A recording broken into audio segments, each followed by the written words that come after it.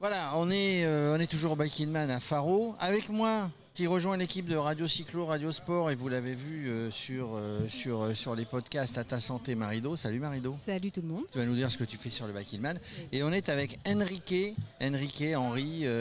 de Clermont-Ferrand, mais qui habite à New York. Il est venu de New York pour faire ses Bike in Man. Ce sont tes premiers Bike in Man ou c'est ton premier Bike in Man? C'est mon troisième. C'est C'est deuxième ton fois à troisième. Portugal. Ouais. D'accord. Alors, déjà, on parle un petit peu à ta santé, massage. Toi qui es là, on va poser des questions à Enrique, mais toi qui es là, Marido, donc tu es là pour faire des massages avant, pendant, après, non pas pendant, parce qu'il n'y a pas d'assistance.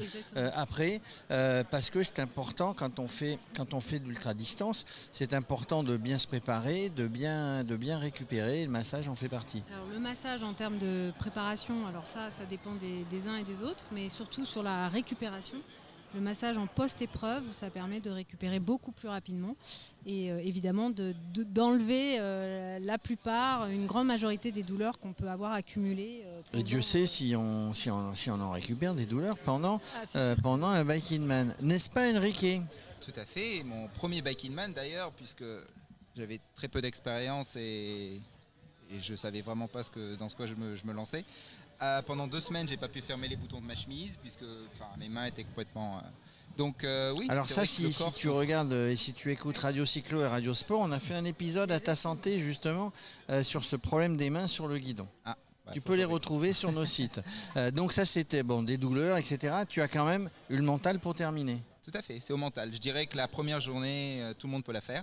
La question, c'est qu'est-ce que tu fais après 150, 200 km, dormir très peu et puis refaire la même chose le lendemain sans savoir ce que tu vas manger ni boire. C'est vrai que c'est là où le mental intervient. Et ce qui fait la différence entre certains qui vont faire que des grosses journées et puis dormir le soir dans leur lit et puis d'autres qui font le Bike in Man, quoi. D'accord, donc là on est sur le Bike in Man, tu confirmes? Oui, je confirme. Et alors, le Il n'y a Bike pas de in lit Man qui nous attend. Comment on le prépare? Tu t'es pas posé la question? Vas-y, pose-lui la question. Comment tu te prépares à New York pour un Bike in Man ou pour une course de tracyclisme? Alors j'ai beaucoup de chance, j'habite à côté de Central Park, donc c'est vrai que c'est pour moi un terrain idéal pour s'entraîner. C'est pas vallonné quand même Central Park. Si, justement, on se rend pas compte. Vallonné. Beaucoup de gens sont surpris, surtout quand ils le font eux-mêmes en vélo la première fois. Donc les côtes sont pas gigantesques, mais c'est toujours vallonné en fait, ça monte, ça descend en permanence, donc c'est parfait pour du fractionné, même si c'est plein de touristes bien sûr, mais il y a des moments où c'est toujours mieux. Et donc on se prépare en faisant, j'ai appris en 2 ans beaucoup de choses. Donc beaucoup de fractionnés à Central Park et puis le week-end tu traverses le George Washington Bridge et tu vas dans le New Jersey, il y a plein d'espace pour faire du vélo.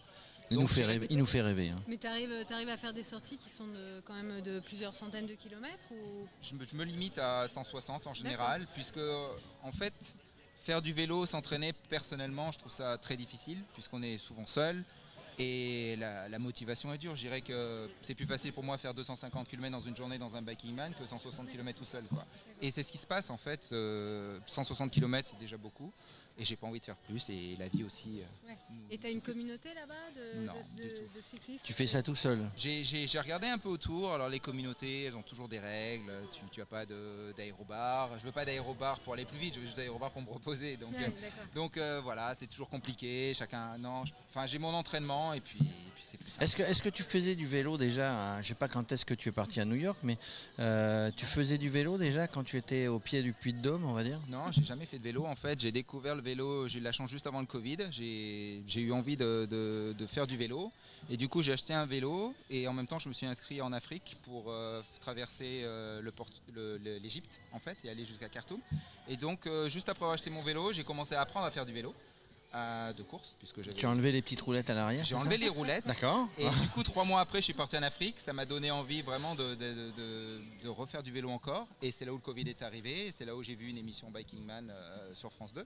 Justement c'était la question que j'allais te poser. Approche-toi du micro. C'est la question que j'allais te poser. Comment as-tu découvert Bike in Man? Tu reviens d'Afrique, tu es déprimé puisque tu as traversé l'Égypte et le Soudan, tu as vécu une expérience exceptionnelle. Et tu reviens en France, c'est le Covid et tout le monde reste à la maison et tu sais plus quoi faire. Ah, t'as passé le Covid en France? Non, aux US. Dans la maison aux US, et c'est là où j'ai vu l'émission. C'est là que je me suis dit dans 3 mois j'ai envie de faire le Portugal. Donc pareil, Donc 3 mois avant, t'étais pas prêt? 3 mois avant, non, il y a 3 mois d'entraînement et sans savoir ce que je faisais, quoi. Donc j'ai réussi à finir le Portugal, donc c'était super. Et après, un an après, j'ai fait le Aura. C'est vrai que les deux sont durs, mais c'est vrai qu'Aura quand même a, on va dire 30% de plus de dénivelé, donc c'était aussi un challenge de cette façon-là. Mais maintenant, c'est vrai qu'après j'ai appris à le faire. Ouais, Je savais comment Et ça du marchait. coup, tu es tombé amoureux parce que tu reviens à chaque Je suis fois. amoureux déjà de ce que vous offrez, mais aussi c'est un moment avec moi-même, puisque la vie est tellement dure que c'est vrai que tu as envie aussi. C'est une manière de se ressourcer. Je ne connais pas Ouais, ton métier à New York, tout à mais fait. tu as un métier un petit peu difficile. Ouais, non, c'est pas un métier difficile, c'est la vie en elle-même qui est ce qu'elle est, quoi. Et c'est vrai que c'est un moment avec toi-même, quoi. En fait, ça te permet de te poser, de te confronter à toi, à ta vie et à ce que tu fais, quoi. Tu as un croisement, là. Tu as un croisement, tu regardes ce que tu as fait, ce que tu veux faire, ce que tu vas faire. En tout cas, moi je dis chapeau parce que j'ai eu l'occasion De faire le biking man, non, c'est pas vrai. Si, moi j'ai fait mon biking man en faisant mes massages de manière ultra pendant quelques jours. Mais non, je suis assez impressionnée parce qu'en fait, la plupart des coureurs avec qui j'ai pu échanger, qui ne sont pas forcément des spécialistes ou des professionnels, pardon, j'ai l'impression quand même qu'ils font des sorties qui sont souvent beaucoup plus longues en fait. Et donc parvenir finalement à boucler ton biking man en t'étant entraîné sur des petites sorties, enfin moi j'appelle ça des petites, même si elles sont énormes pour moi, hein, puisque déjà... Elle fait pas de vélo, elle dit tes petites sorties à la noix. Là, 160 km. Mais Tout à fait. tu vois, sur le plan purement physique et capacité justement à s'adapter aux différents efforts que tu vas rencontrer, je dis chapeau parce que c'est vrai que la plupart de ceux avec qui j'ai parlé, ils ont quand même des... Et oui, c'est ça, mais du coup tu te mets la barre un petit peu plus haute, tu te dis que tu vas faire mieux que la dernière fois? Non, c'est la barre avec moi-même, mon but c'est déjà de le finir. Mais la barre, elle est... j'ai envie de faire mieux que la dernière fois que j'avais fait, puisque c'est la deuxième fois que je fais le Portugal.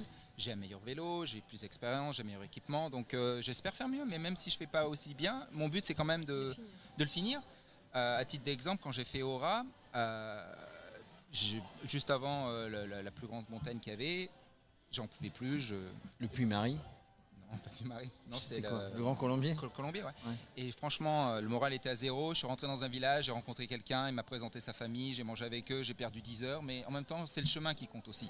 Le finir dans les temps, c'est le plus important, mais le chemin est le plus important. Alors tout à l'heure, hors antenne, tu nous disais quelque chose d'important. C'est que tu admires le paysage et tu as découvert ta région dans laquelle tu habitais en faisant ce biking man Aura. Oui, donc je suis né à Clermont-Ferrand, mais en fait ma famille était comme elle est d'Espagne, en fait j'ai passé ma vie en Espagne et on n'a pas fait grand-chose en Auvergne, donc je ne connais pas ma région.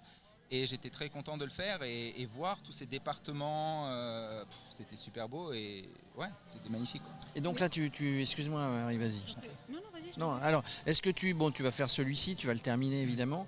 Tu es inscrit sur d'autres biking man dans l'année ou pas? Pour l'instant, je peux pas, je sais pas du tout. C'est vraiment mois par mois ma vie en ce moment. Je sais pas. Je sais comment ça marche. Je rêve de faire le Brésil. J'ai un vélo maintenant pour faire le Brésil, celui que j'avais avant je pouvais pas. C'est un gravel, hein. Ouais, c'est plutôt du gravel. Ouais, avant j'avais mon vélo, il était le dernier biking man, il n'avait plus de frein. Enfin, j'ai fait les 300 derniers kilomètres, je pouvais plus clipper. Alors tu sais qu'en plus des massages, il y a aussi un mécanicien ici, hein. Ouais. Mais pourtant il avait été réparé juste avant le départ. Mais en fait, dans les 700 premiers kilomètres, les freins ont lâché. Donc j'aimerais faire d'autres choses, bien sûr. C'est des beaux moments et c'est 8 semaines de préparation quand même, mais. Et en préambule, tout à l'heure, tu as dit que tu avais fait 3 biking man, c'est-à-dire... Excuse-moi, c'est le troisième celui-là. D'accord, celui-ci c'est le troisième. En fait, j'ai fait l'Afrique et j'ai fait une course aux US, gravel, mais en fait, j'ai peu d'expérience. Il y a de l'engouement, il y a des compètes, parce qu'on sait que aux États-Unis, il y a la Race Across America. Il y a d'autres trucs comme ça où ça draine tous les passionnés de l'ultra-distance. Oui, celle que j'ai fait justement avec Bruno, Kansas City, là. celle de Kansas, donc qui est ça va être la plus grosse course gravel au monde. Oui, il y a quand même beaucoup, le vélo grandit, la communauté grandit, même New York par exemple c'est beaucoup mieux qu'il y a 20 ans pour les pistes cyclables, donc beaucoup de gens se mettent à faire ça. C'est bien, mais bon, je préfère faire des biking man en Europe. Il y a des courses aux US, quoi, mais c'est pas pareil, quoi. Mais tu vois Marie, il y a 3 ans, il ne savait pas ce que c'était l'ultra-distance.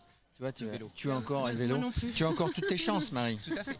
Hein Non mais attends, mais moi je suis comme lui, il y a 3 ans je savais pas ce que c'était que l'ultra-distance.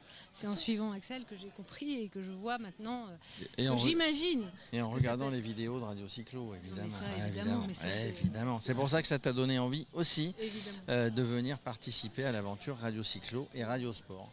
En tout cas, merci Enrique. Merci à vous. Merci d'être venu nous voir, de nous avoir expliqué un petit peu comment tu étais arrivé à ça, comment tu envisageais la suite. C'est toujours un plaisir de recevoir, Marie, tous ces concurrents, tous ces monsieur, madame, tout le monde, plus pro, moins pro, qui sont passionnés et qui découvrent le vélo et puis qui s'y mettent. Ça veut dire que c'est donné à tout le monde. C'est ça que je veux dire.